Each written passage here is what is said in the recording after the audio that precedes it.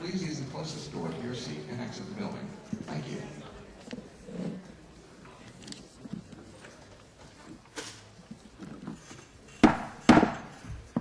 The general faculty meeting of the Marshall University faculty is called to order. Welcome to all of you who have come today. We appreciate your participation and hope to enlighten you on a number of things about faculty that have been going on this past year. And also, I hope you'll stick around for some wonderful treats at the end of the program, and those will be in the foyer. I would like to introduce Dr. Larry Stickler, who will sing our Star Spangled Banner. Please stand and join me in singing the Star Spangled Banner.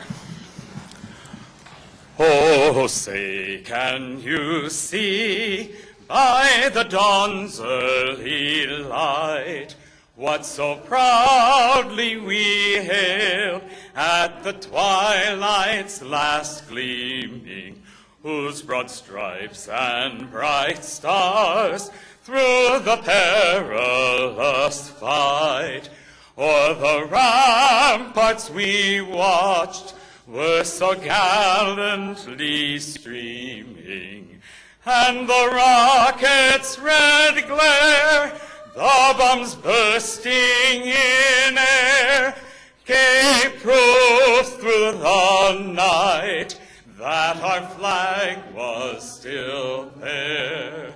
Oh, say, does that star-spangled banner yet wave o'er the land of the free and the home of the brave?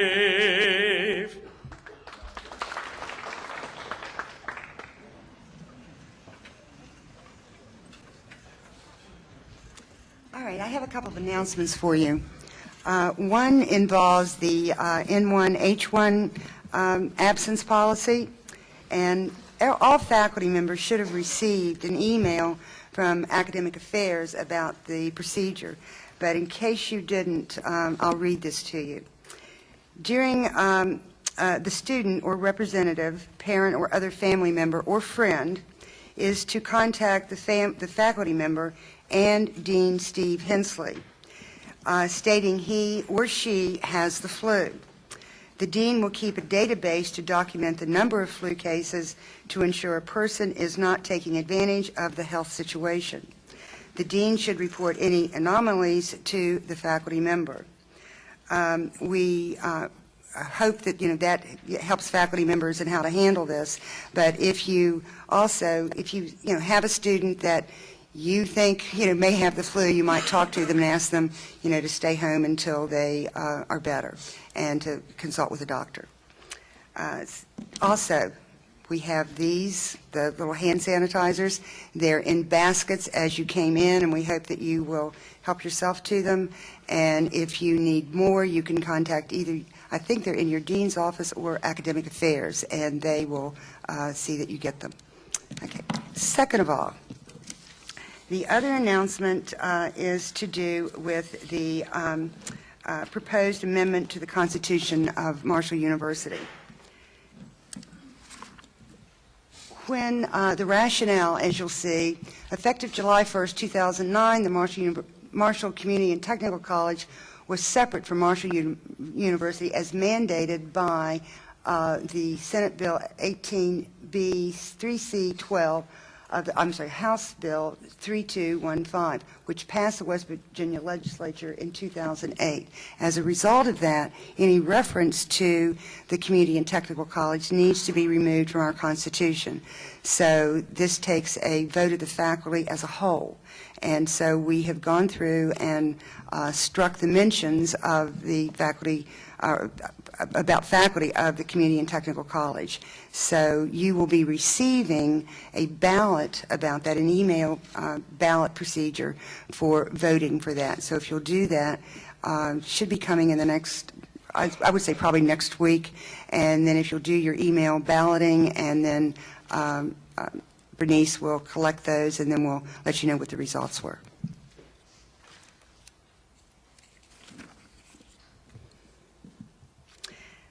I'd like to introduce to you now the faculty representatives to various committees. Dr. Chuck Bailey is the ACF representative who was elected by the faculty, and Dr. Larry Stickler was elected to the MU Board of Governors. And Dr. Gail Ormiston will now introduce the new administrators.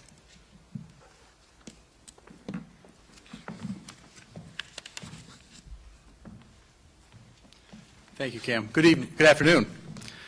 First, I'd like to introduce Rudy Pauley.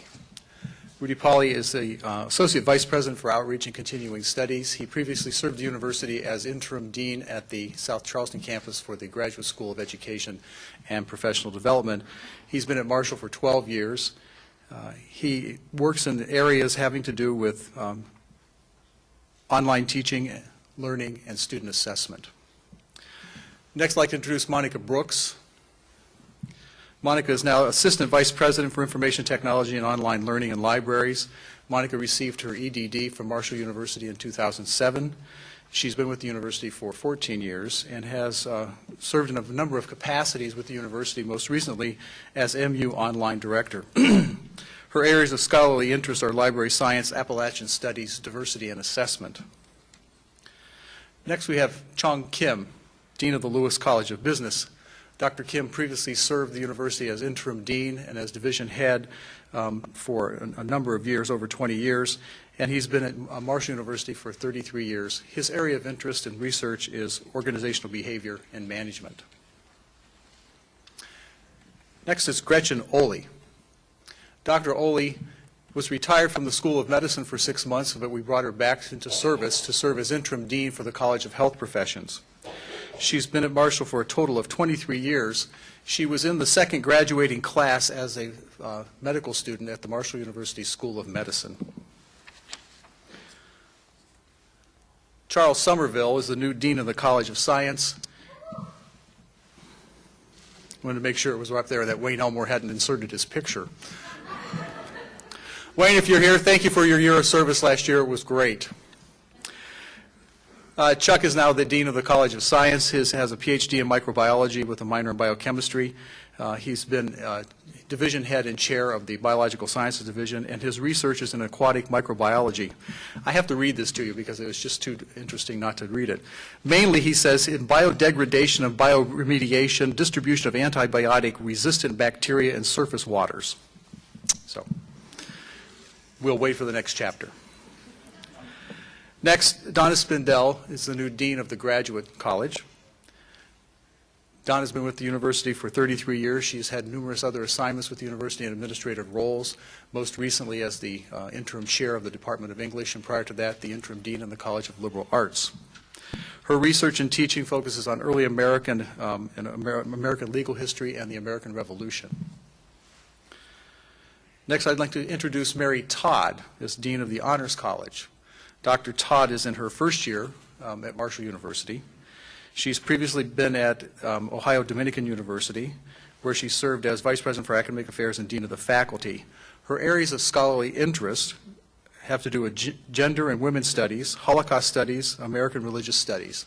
Dr. Todd also holds a faculty appointment as professor in the Department of Religious Studies. It's my pleasure to introduce to all of you and to make the first campus announcement of the appointment of Teresa Eagle as the new Dean for the Graduate School of Education and Professional Development at the South Charleston campus.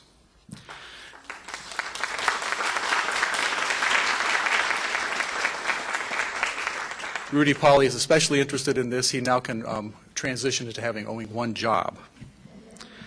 Dr. Eagle has her EDD in Educational Leadership from West Virginia University.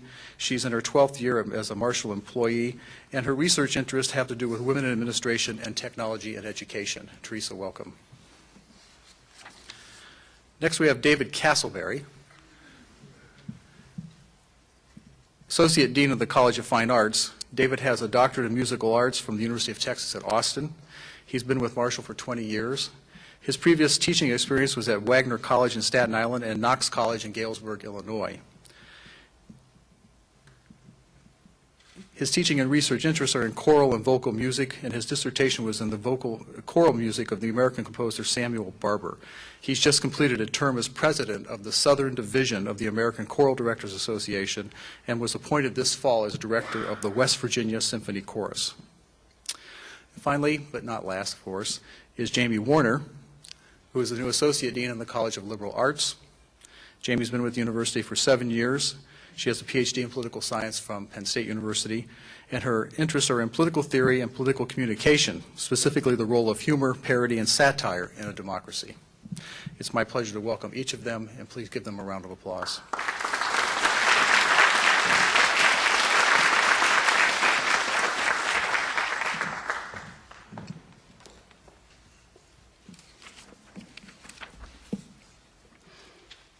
And now I get to introduce the new faculty. Would you please hold your applause until the end?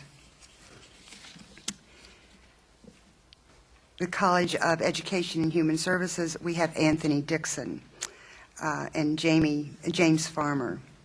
From the College of Fine Arts, we have Makuki Akaya Cook, Daniel Kaufman, Natalie Larson, and Eric Rugg.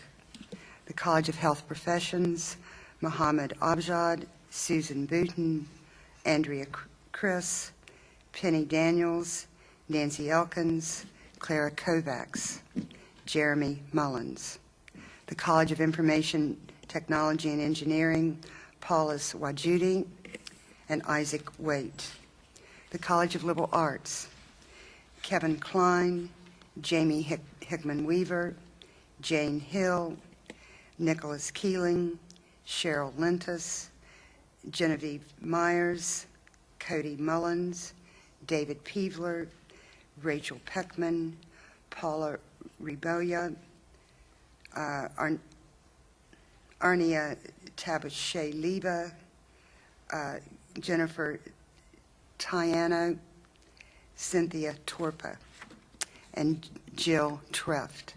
From the College of Science, we have Art Hand, Derek Coling, Jeffrey Kovach, Sunjin Lim, Carl Mummert, John Sammons, Suman Sanyel. From the Elizabeth McDowell School, Lewis College of Business, Ronald Fields, Doohee Lee, and we have some that we don't have pictures for, David Canterbury, Mehdi Akarugala, and from the Marshall University Graduate College, we have Andrew Burke, Lori Ellison, and from the W. Pitt Page School of Journalism, Christine Ingersoll. Would you all give these people a nice round of applause?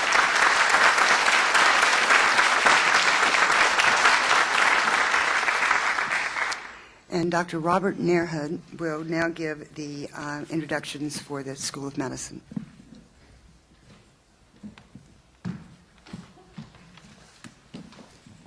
Thank you. Renee Batista in the Department of Orthopedic Surgery. Vincent Batista, Department of Orthopedic Surgery. Amy Chambers, Internal Medicine. Holly Dudash, Neurosciences. Holly Dyer, Internal Medicine. Carol Foster, Neurosciences. Gusar Javar, Pathology. Younghan Kim, Pharmacology, Physiology, and Toxicology. Benjamin Lafferty, Psychiatry and Behavioral Medicine. Richard Matthews, Radiation Oncology. Jeffrey Miles, Neuroscience. Magdalena Muchlinsky, Anatomy. Stephen Novotny, Orthopedic Surgery. Deji Olajade, Internal Medicine and Rheumatology. Lola Olajade, Internal Medicine, Endocrinology. Peter Ottaviano, Internal Medicine. Eva Patton-Tackett, Internal Medicine. Sarah Price, Obstetrics and Gynecology. Travis Salisbury, Pharmacology, Physiology, and Toxicology. Rajesh Sehgal, Internal Medicine. Maria Surratt, Anatomy and Pathology. Weiping Zheng, Biochemistry and Microbiology. And Margie Streleski, Psychiatry and Behavioral Medicine. Please join me in welcoming them to the school.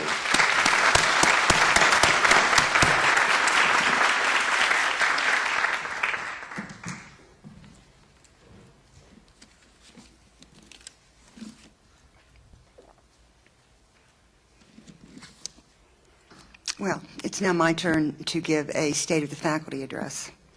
And I have some good things to report, and I have some not so wonderful things to report. First of all, I want to recognize the fact that this faculty works so very hard, that they are preparing for their classes, they are doing their research, they come to their classrooms prepared every day to teach the students that come to Marshall. Unfortunately, because the state did not see fit for whatever reasons, because of the economic downturn, because of budget concerns, we were not granted any type of money for raises this year, which is only doubly hits us, I guess, one might say, that we feel it, we know it, and we don't like it, but I don't know at this point what very much that we can do about it.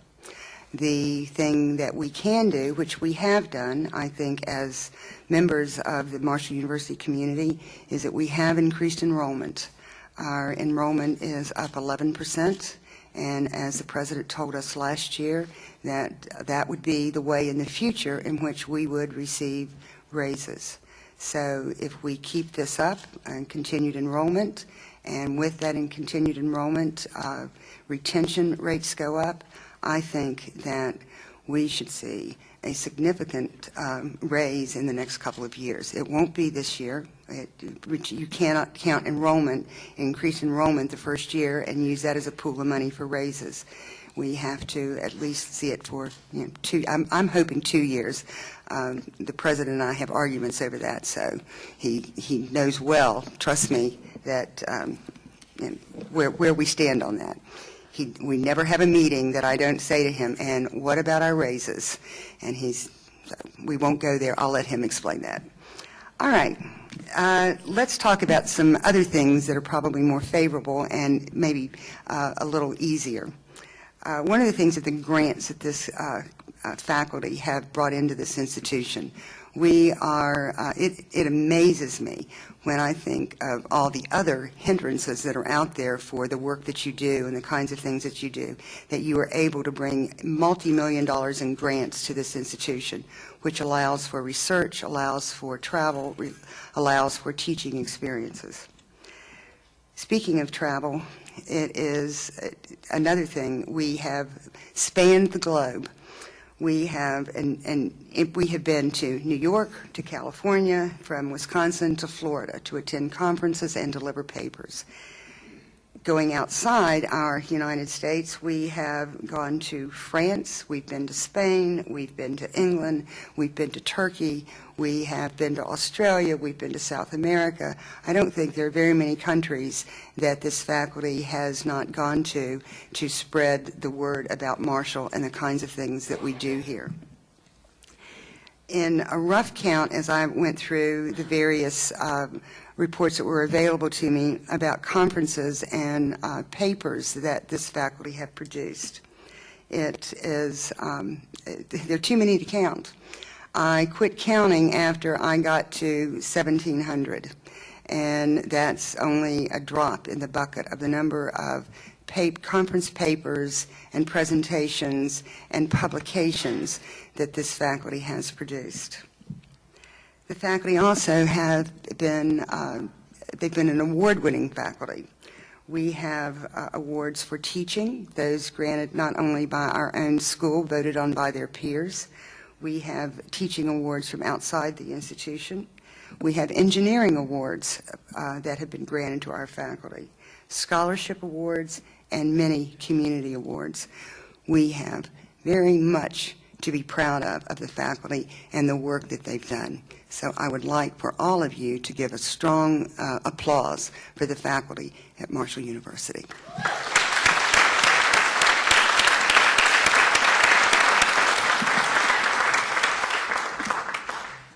Now, I promised that my talk would be short today so that we could get to Dr. Kopp's talk today.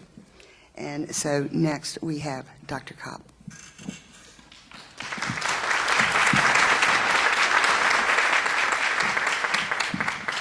Thank you, Cam. Good afternoon, everyone. Let me get wired up here.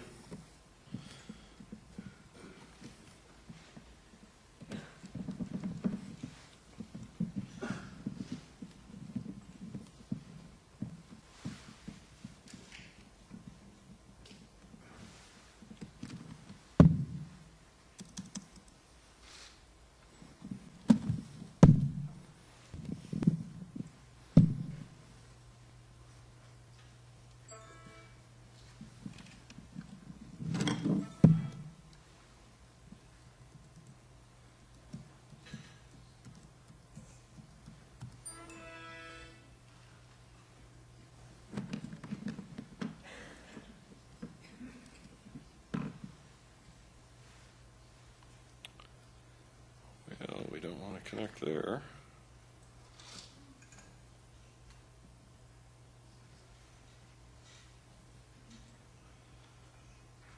You gotta love technology when it works.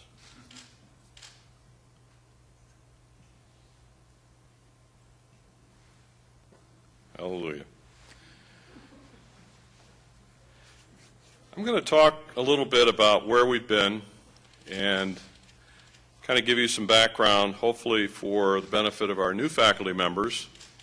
By the way, for all of our new faculty members, congratulations and welcome to Marshall University. We had a very nice reception recently at the house for all of our new faculty members, as well as chairs and others, and it was very well attended. To our new deans, congratulations. I look forward to working with you in your leadership role. And to begin with, let's talk about some strategic directions, and we'll talk about facilities and construction updates and research progress, student success, and financial sustainability, which will get at the issue that Cam talked about with regard to faculty salaries and so on. Many of you remember this. We went through a process of establishing our priorities, and we have followed this guide plate rather religiously, and I'm pleased to see the progress. I hope you are as well.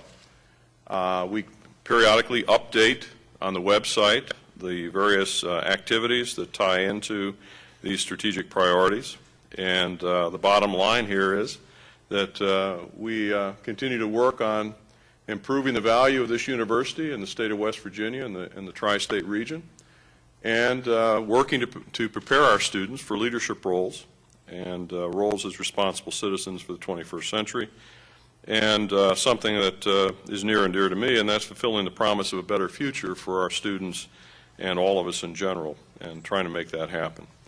There were 10 signature initiatives that we identified at the outset, and the one that is perhaps the most daunting one is the one at the top, the Comprehensive Plan for Revenue Stabilization and Enhancement. I'm pleased to report progress with regard to ABET accreditation for the engineering program. We recently had a site visit by ABET. We will not, however, be able to report the action by the accreditation board until a year from now, slightly less than a year. I can tell you the site visit went very well. The self-study that was done by the faculty and Dean Doolin was very well received. And all of the timelines that we set out for accreditation for engineering have been met, mainly due to the diligence and dedication of the faculty, not only in that college, but other faculty and staff that have been supporting this.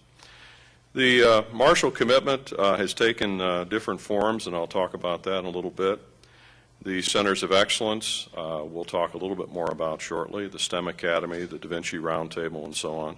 The ones in red are the ones, of course it doesn't show up very well here, but the Research Institute and the Recreation Center are completed and are already active and very much alive. Everything with a red check mark, and the red unfortunately doesn't show through as well as I thought it would here, indicates that we've made substantial progress on each of these signature initiatives. And let me highlight some of them. As Cam said, freshman enrollment this year is increased. An 11.5% increase, just to give you context, is virtually unheard of in a single year. This is a reflection of everyone who put their shoulder to the wheel to make this happen. Our recruiting staff, the recruiting office, all of you in this room that were party to visits on the part of students looking at Marshall University, and the impressions that they walked away with. Virtually all of the increase in freshman enrollment this year are West Virginia residents.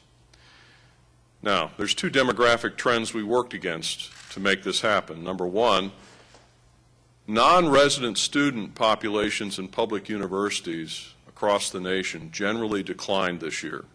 Many students chose to stay home. So the fact that we stayed flat with non-resident enrollment compared to last year is a very positive sign. The other aspect of this is the demographics of the state of West Virginia are such that college-age residents are declining every year over the next 5 or 6 years. So the fact that we were able to increase resident enrollment against a downward demographic trend is also extremely positive. For the first time since I've been here, and predating my arrival, full-time equivalent enrollment is increased this fall. Now we're talking about total enrollment, we're not just talking about freshmen. Core enrollment represents the enrollment of students who are degree-seeking students that are half-time or greater. To me, it's more important to talk about students who are half-time and greater rather than a student who might be taking an occasional course during the course of an academic year. When you count head count, basically if a student shows up in class, and they might be in a weekend class one time, they're one student. But when you look at what pays the bills and what helps us with pay raises and so on, it's full-time student and half-time students, three-quarters time students who are committed to pursuing a degree and completing a degree. And that's the numbers that I think are very important to watch. We have 81 more promised scholars this year than we had last year. And this is an area that we've been targeting for growth. We were losing market share in the state significantly until we've turned things around. Recruiters visited 15 states, 438 high schools, and attended 242 college fairs throughout this last year to produce the 11.5% increase in freshman enrollment. The next step in this process, and you're going to hear a lot more about this, is the implementation of a comprehensive retention plan. When you look at simple figures from last year, and I shared these with Faculty Senate recently, at the end of fall semester, our freshman class entering spring semester, that we had about 88.8% of the students who came in the fall entering in the spring semester last year of a freshman. From the time they finished spring semester till they came back this fall, we had 71.9% of those students who started in the fall of '08. That represents about a 17% drop in return rate of students over the course of the summer. That's a fairly substantial number of students who didn't return. Now, we don't know why they didn't return, and that's a study that Provost Ormiston has undertaken and will undertake with Cal Kent's shop to find out why these students didn't return. But think in these terms. If we can cut that percentage in half, our first to second year retention rate will go from 71.9, which represents an increase over last year by about a percentage point. We would be close to 80 or slightly over 80% first to second year retention, which would be outstanding. With that comes the additional revenue that can help us do the things that we'd like to do. If you look at enrollment over the last 8 years from 2002, fall 2002, and look at the numbers. And this isn't quite to the point where we report our data, so it's got an asterisk. Notice what's been happening. And this represents a very substantial increase this year over what's been happening, which has been a downward trend for some 8 years, 6 years. This is the peak enrollment at Marshall University of freshmen in 2003. The retention rate that year, first to second year, was actually very poor. But when you look at this trend, we've been going down for a number of years before we've been able to pick it up and come back up. Now the question is, can we maintain this and reach our goal of 2,000 freshmen over the next few years? We're actually ahead of our compact goals for the freshman class. If you look at the distribution of students, our freshman students by county, you'll notice that there's still a very profound clustering, but compared to a few years ago, we've broadened the cluster of counties in the southern and western part of the state. We're also drawing well from Berkeley County. Now, this is compared to 2006, which was the lowest freshman enrollment we've had in recent years. We're drawing pretty well, except in these black areas where enrollment is less than 1 or 1 or less. Don't have an answer for you why, but we have about 80 students that are unaccounted for in the freshman class, so it's possible that they may have come from these counties. These are students that didn't indicate which county they came from. The point is, this map helps us in terms of understanding where we're drawing heavily, and of course Cabell County is the single largest county that we're drawing students from. This current class, there's 335 students from Cabell County. The second largest, which is a growth over the recent years, is Kanawha County. We were losing market share in Kanawha County very substantially until very recently. Wayne County, we've seen significant growth as well. This is really an area that we should be doing much better in terms of the surrounding counties, but we need to work at it. The question is, can we take advantage of some of these counties in the eastern panhandle, and can we do better in the center part of the state?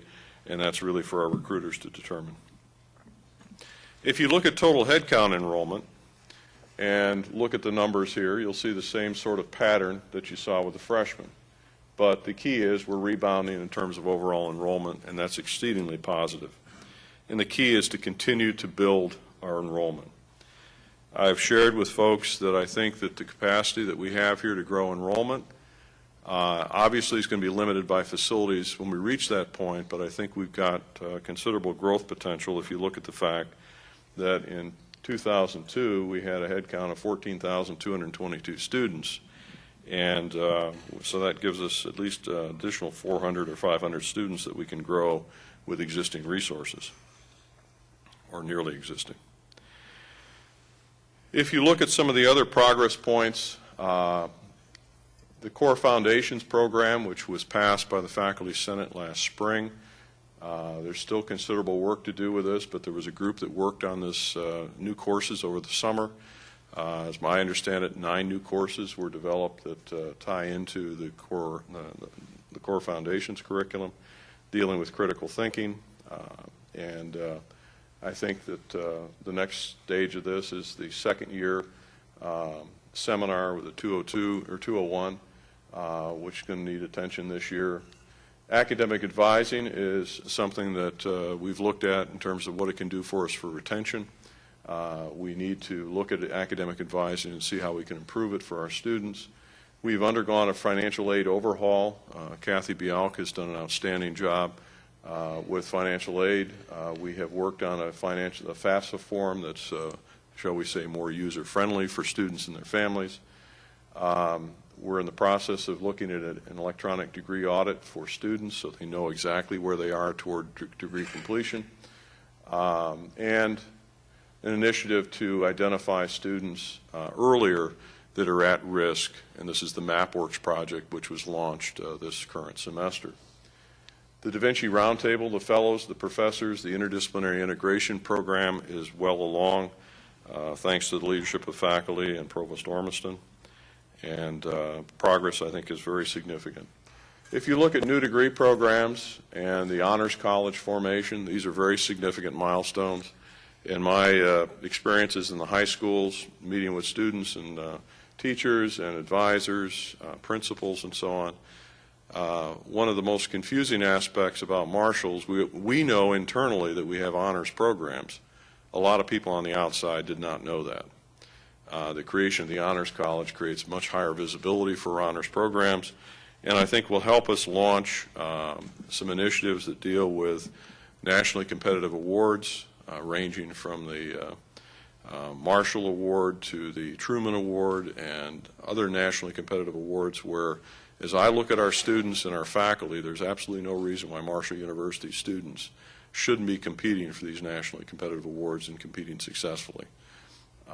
And so I think that's something our Honors College can help us with.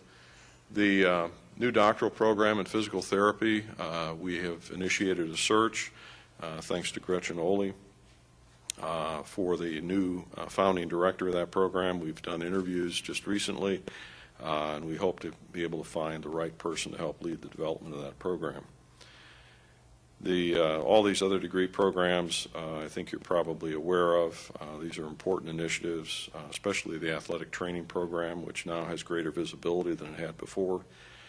Just recently, the digital forensics area of emphasis in IST was launched and celebrated, and it is a very, very impressive program. We launched this past year a mid-year convocation.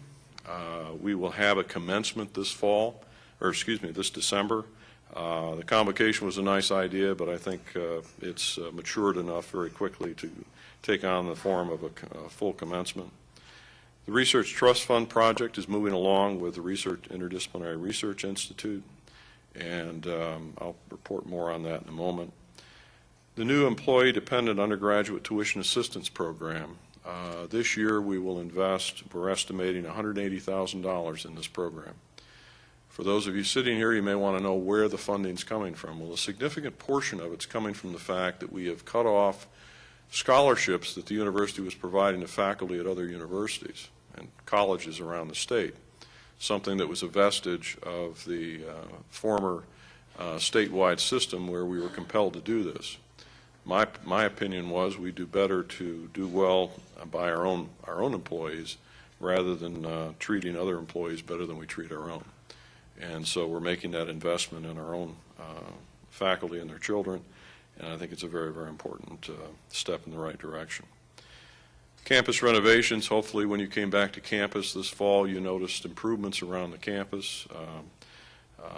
They are very substantial. These are one-time funds that we have, many of which come from the state, either through a match program or direct funding, some on the order of $5.5 million in renovations that are ongoing. We are continuing to work on modernizing and reforming our budget process, the planning, tracking, and reporting, and Anita Lockridge has made significant progress in that direction from where we were before. If you look at new facilities, there's some $180 million in new facilities that have been added to this campus since 2005. Depending on how you count the numbers, it can be slightly higher than that. But as you look at things, this is the list of projects, and it's not all inclusive, but major additions to the campus, very important additions in terms of our students and prospective students. It's very hard for me to stand here and say that the increase in enrollment is not due to the improved facilities on this campus. In fact, I think that's a very strong likelihood, although I haven't polled the students. If you look at the Irma Ora Bird Clinical Center, which is located at the old Fairfield site, we dedicated that building last April. Senator Byrd was here for that. That is a fantastic facility for our medical school and for clinical care. The Arthur Weisberg Family Engineering Laboratories was dedicated in the fall of 2008. Art and Joan have been tremendous benefactors to this university, and that facility was very critical to the ABET accreditation team's review of facility and resource capabilities for our engineering program, our BSE program. Forensic Science Annex and Incubator Facility was completed about a month ago. There's still some wringing out of some things, but in general, that new facility for our forensic science program is pretty well done. The incubator facility is going to take a little more work, but it's a very, very significant addition to our forensic science program. The Living Learning Residence Halls were dedicated last August, as you all know. The response from our students, their families, has been overwhelmingly positive, and they provide a very significant addition to campus living. The Recreation Center has become a centerpiece of the east end of campus very quickly, and it is the place to be for our students when they have leisure time and recreation time. The intramural sports programs that are developing on campus now, thanks to the leadership of the folks that are managing this facility, are providing new opportunities for our students to get involved, to get connected, to build relationships through recreational activities and competition. The Erickson Alumni Center and MU Foundation Hall will be completed this November, December. I haven't heard a firm date yet. All of us are aware of the construction site, but that will be a wonderful addition to the campus and a welcoming place for our alumni. The intramural marching band field, and you know, to look at this field and think back to what was on that site not too long ago, this is a wonderful addition to the campus. In talking to the students who are in the marching band, they no longer have knee and leg and ankle problems from walking on hard surfaces. The cushioned field is actually a welcoming place for them. And to go along with that has been a privately funded Marching Thunder indoor practice room in the Henderson Center. And private donations have led to the very, very attractive site when inclement weather hits where they can practice indoors. And that's a wonderful addition. Our athletic facilities have been upgraded. In Henderson, both men's and women's basketball. We call them locker rooms, but really they're team rooms and meeting rooms for students, athletes, men's and women's basketball, and that has been a very, very welcome addition by our men's and women's basketball teams.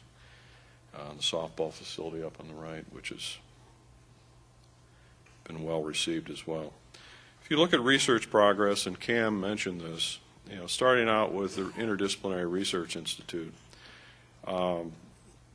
we have been able to maintain the original covenants of this institute and be able to move it forward in terms of adding new positions that are grant funded, adding to the intellectual capital of the campus, and we are in the process of working to develop joint ventures with private entities, and the opportunities are very, very significant, and they're continuing to unfold. Basically, the program translation, the concept translation, is diagrammatically represented here. The Institute attracts the scientists. We develop corporate partnerships as well as traditional research collaborations with faculty here. The outcomes we're looking for are new intellectual property and new ventures and job creation. It's a pretty simple formula, but it has a very powerful impact. This is the timeline for creating the Institute. Dr. Eric Kmetsch is shown in the lower right-hand corner, and Joan Wilson is the most recent hire. And if you haven't met Joan, I encourage you to meet her. Both Eric and Joan are just outstanding people and great additions to the Marshall University family. If you look at research funding, as Cam mentioned, this year we topped the $40 million competitive grant number. I don't believe we've ever topped $40 million. It's a credit to all of you in this room, as well as the faculty across the campus, that we have reached that milestone. This does not include the $25 million plus in federal earmark funding for various projects. This is all competitive grant funding. This is a testament to the hard work of all of our faculty and folks that have been very heavily engaged in research. Some highlights, and forgive me, I can't highlight everything. I just kind of picked things randomly just to highlight some of the grants that have been awarded this past year. Simon Collier, Gary Rankin, Payala Dasgupta, and Bonnie Lawrence with her work with the differential analyzer. These are milestones for the university in their own ways. There are obviously many, many other grant awards that we could have picked out here, but these are very significant. Other grant award highlights have to do with the MU Advance Award. Marcia Harrison, Beverly Delado, Patricia Logan, Elizabeth Murray, and Judy Silver, all part of this award, which is a 2-year renewal. I think it was $750,000, wasn't it, Marcia? I think that's what it was. And then Joe Wyatt was able to get a renewal on his on the Atlantis grant for the Department of Psychology. For those of you that are not familiar with the Atlantis Grant Award, this is an award that helped establish a dual degree program between Marshall University and 2 other institutions of higher learning, one in Warsaw and one at the University of Debrecen. We have 8 students from Marshall University who are eligible to travel and spend a year abroad, 1 semester in Poland, 1 semester in Hungary, and we receive 4 students from each of the sister universities who study here for a year. And it's a wonderful program in terms of international development and great opportunity for our students. Some student success highlights. Gail joined us a year ago. Seems like only a year ago. But I think that there have been a lot of things that have happened in what is really one short year. A lot of new things, a lot of very positive things, and obviously a lot of things that need to continue to happen if we're going to continue to be successful. But I really appreciate Gail and the fact that he's here at Marshall. The Student Government Initiative, Greening Marshall, is taking root on campus. I think you're seeing signs all over campus dealing with everything from conservation to recycling to ways in which we can improve the environment and the greening of the campus. And student government has been a very powerful force in that, and we appreciate all they're doing. Sherry Clark has brought to the campus a concept that I think is a very powerful concept, and that is the multicultural leadership ambassadors. If you have not had the opportunity to meet these ambassadors, who are our students, it is a very moving and in some ways life-changing experience to hear their stories. And over the course of the last 9 months or so, our ambassadors have met with over 1,500 people, not only here at the university or students and faculty, but people in the community as well, and told their stories, which are very moving. This past year, the School of Medicine had a 100% pass rate on the USMLE Board 2 for the senior class, and our forensic science program is ranked number 1 in the country, which is a huge milestone. If you look at some of the other multicultural and international program initiatives, we have now a multicultural faculty member in residence program. We also have our new athletic director living in one of our residence halls as well, which is very nice for me because I ask him, Mike, how are things going over there? And he tells me, he gives me a full report on how the students are doing in the residence hall, so that's great. The MU internationalization team, the bottom bullet here I want to spend a moment on. Dr. Barbara Hill was here on campus yesterday, and I think she was here today as well, is serving as a consultant for an 18-month project to expand the internationalization efforts on campus. And this is part of an American Council on Education initiative, and actually Barbara's the director of that initiative. And I'm very excited to see the progress that we'll be able to see over the next 18 months. Hopefully you'll find an opportunity to get involved. The STEM initiatives for the STEM High School Academy and also the K through 8 initiatives that are ongoing in the June Harless Center for Rural Education, Research and Development are quite impressive. This is a diagram Stan Maynard put together and I think is testimony to the incredible outreach efforts on behalf of the June Harless Center. Athletics, if you haven't had a chance to meet Mike Hamrick, I encourage you to meet him. Mike will be coming to Faculty Senate. Mike has talked to me about his interest in teaching. He is an individual who not only values academics, but certainly appreciates their importance in the lives of our student athletes as well as the university as a whole.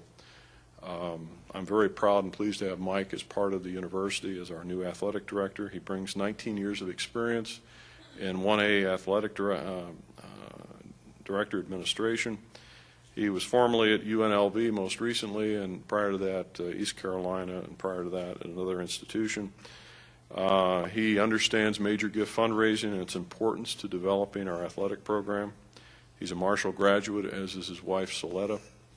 Actually, Soletta is a native of Huntington, and they're both coming home. And he also played linebacker for Marshall while he was a student athlete here. If you look at the athletic program in terms of the APR, you'll find that we're doing quite well in all the sports. The only sport that fell below the cut line, and that was before the cut line was enforced, was football. I talked with our folks in football. We expect that football will go up somewhere between 950 and 960 this next cycle, and it's a reflection of the work of the tutors and the coaches and their commitment to the success academically of our student athletes. The other programs are doing quite well. As I've said all along, I'd like Marshall University to lead Conference USA in terms of academics, and I believe that academic success will translate to success on the playing surfaces. Recent highlights, we have 10 teams that earned over a 3.0 GPA in the spring. You can read the other information here. The Commissioner's Academic Medals, 38 student athletes. 183 student athletes were above a 3.0, 33 at a 4.0. The football program was among 47 in the nation, recognized by the American Football Coaches Association for having a graduation rate above 70%. And overall, our graduation rate of student athletes is 71%. I would love it if our overall graduation rate of all students at Marshall University was that high. Financial sustainability. Getting back to the first signature initiative, the challenge that we face is unprecedented in our lifetimes. I wasn't born in the Great Depression, and I don't think too many of you in the room here were. The challenges are really this. The state revenues are declining and will likely do so for at least the next 2 years. So looking for enhanced state funding, I don't think is a viable proposition from what I'm hearing. Increasing enrollment and improving our retention rate is a formula for us to be able to do what all of us want to do, but we have to keep our eye on the target and find ways to help students be successful. I'm not talking about changing standards. In fact, if I had my way, I'd raise the standards. But the bottom line here is we've got to find a way for our students to be successful, to continue on in their education, and finish their degrees. As a taxpayer in this state or surrounding states, all of us need to realize, as I'm sure you do, the states are making a significant investment in the education of students. Private benefactors make significant investments in the education of our students.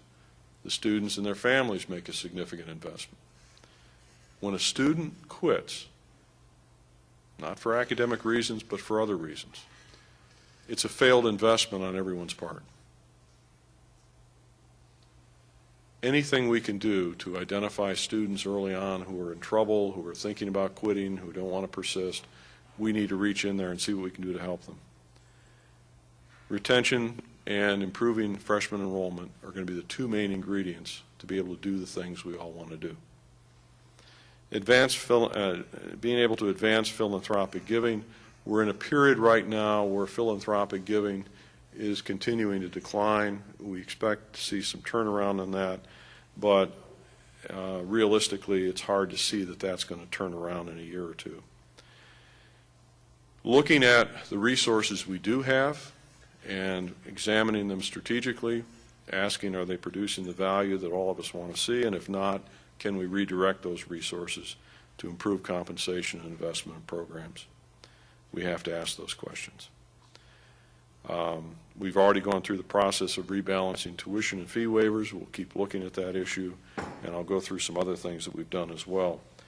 But all of this is designed to get us where we need to go. This is a financial trend analysis that just shows only the net graduate and undergraduate income of the university.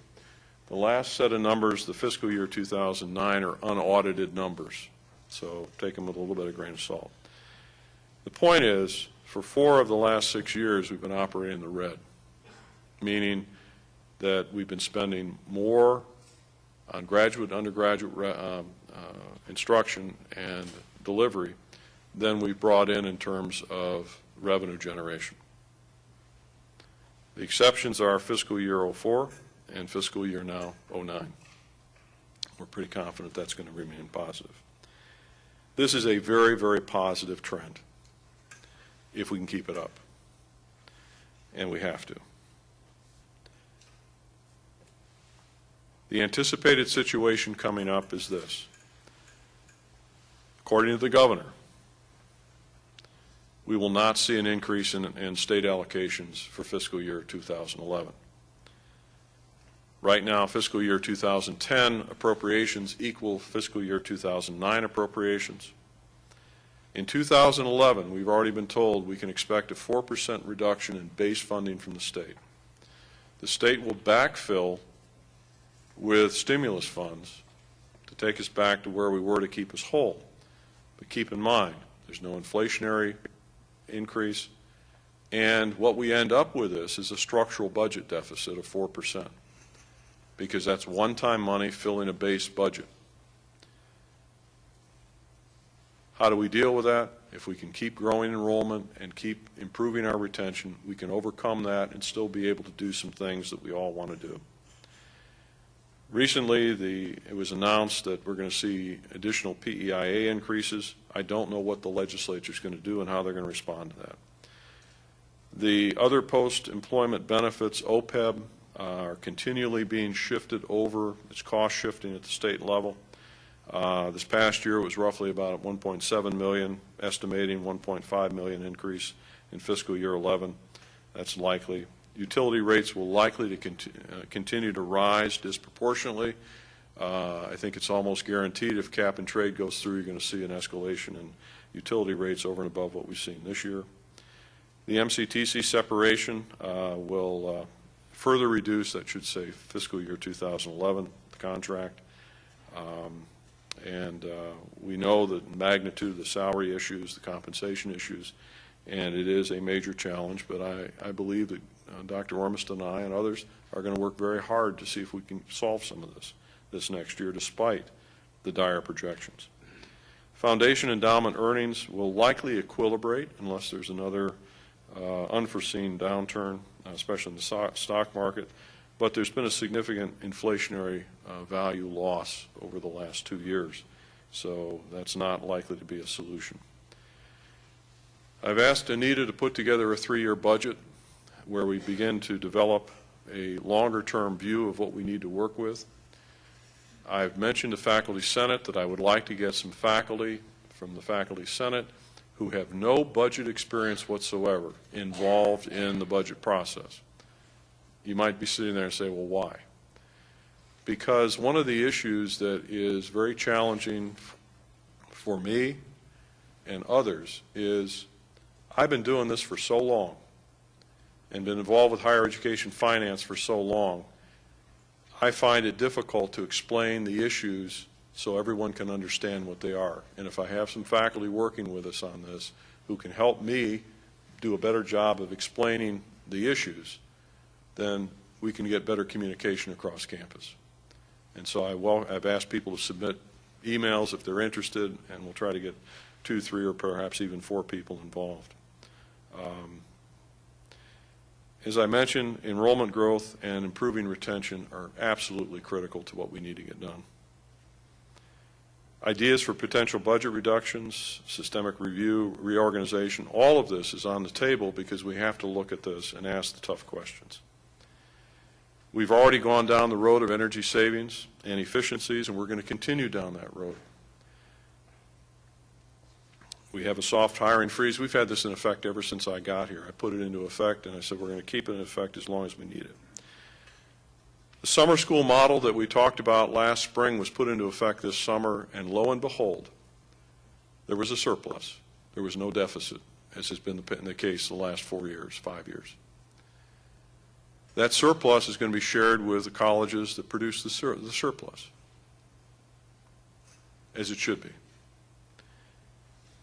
That model works, and we'll use it again next summer, but we're going to add to it the possibility of operating fewer buildings next summer. And we'll have to figure out which ones we can use, avoid using as much. Talked about the fee waivers. Supplemental pay is still on the table. We don't know what we're going to do there yet, but we'll keep you involved and engaged in that stuff. I can't tell you how much and how disagreeable I find the current financial situation here. But I can tell you this, it is a hell of a lot better than it was 4 years ago, when everything was going down.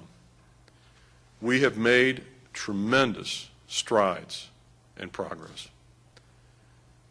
I can't thank you enough for your patience. We will get through the next year and the following year and the following year, and we are going to try to figure out a way to do what all of us want to do in terms of pay increases and so on.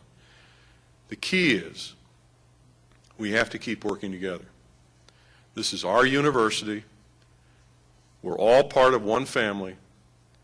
We might fight with each other every now and then, but the bottom line is we're all part of the same family, and we all care deeply about this university.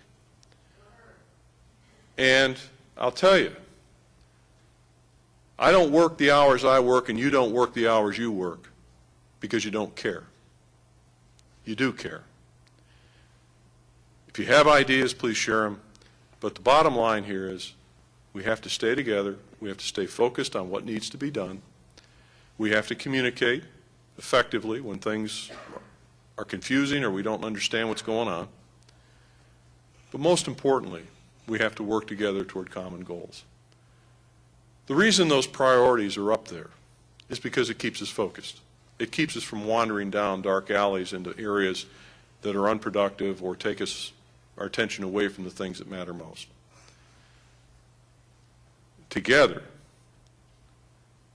we're going to continue to move this university forward and create the kind of pride and advance the pride in this university that we all want to feel. I'm absolutely committed to it. I know you are. You wouldn't be here today if you weren't. But the worst thing that can happen is to begin fracturing relationships and begin, if you will, chewing on our young. Doesn't help anybody. The job is tough, and the work that we have to do is very difficult because we never seem to have all the resources we'd like to have to do it the way we'd like to do it. So we have to innovate. We have to be creative. And in the end, we all share in the success. What I just showed you was a 4-year history of a university that's gone from where it was to where it is today in 4 short years.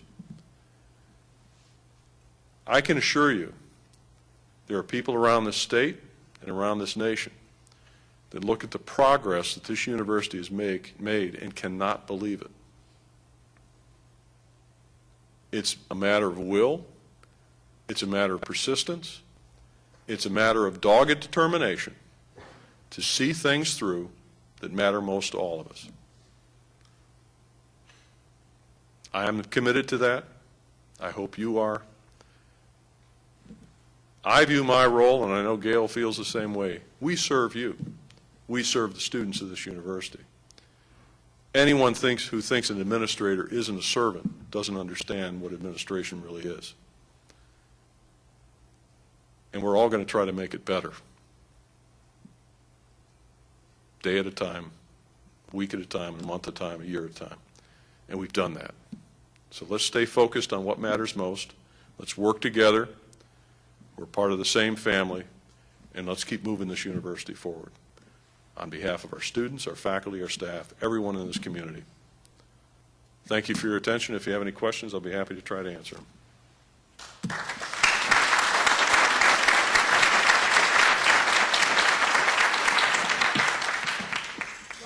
I noticed workforce reduction as one of the bulleted points, and it had me concerned. You know the budget projections better than I do. Do you foresee something like that? What we've been doing, and this really has not affected the academic side of the house in terms of faculty, is if we have position vacancies and we're pretty convinced that we can do without that position being filled, we haven't been filling positions. We've made a concerted effort over last year and this year and the previous years to make sure that when we have faculty vacancies that the provost releases as many of those as he sees fit to do, because I'm an absolute believer we've got to have faculty here in sufficient numbers to meet the needs of our students. What I have tried to do, and we've been successful so far, I do not want to lay anyone off, especially during this particular very severe economic downturn.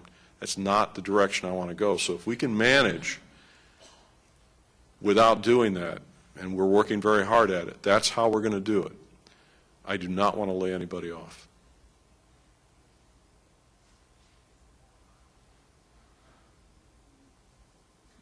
Other questions? When you see all of this that's happening here, I hope you feel a glow and a tingle because you've helped make it happen. These are our successes. We've done this together. This is our university. We define it. We advance it. And we continue to move ahead because of you. Our students are extremely important to us, and their success is very, very important to us. But as I tell the students when I talk to them, both at open houses and when I go around to high schools, no one can give you an education. You have to earn it. You earn it by engaging yourself in the intellectual work required to learn. And if you're not willing to do that, it's pretty darn hard to learn. And some things are tougher than other things, and you have to work harder at it. But this idea that learning is somehow given to you, what's given to you is the privilege and the opportunity to learn. It's up to you to take advantage of it as a student. All of us know that. All of us have been through it. But sometimes we forget about it and we keep talking, well, we're going to give you an education. We can't give you an education. They have to earn it, but we have to help them earn it. And that's the part that's sometimes very difficult, because some students, we all know, come in better prepared than others, and the challenges for those that aren't quite as well prepared are substantial. You just have to figure out a way to help them be successful. Again, I appreciate your attention. Thank you all for coming today, and enjoy the treats afterwards. Thank you.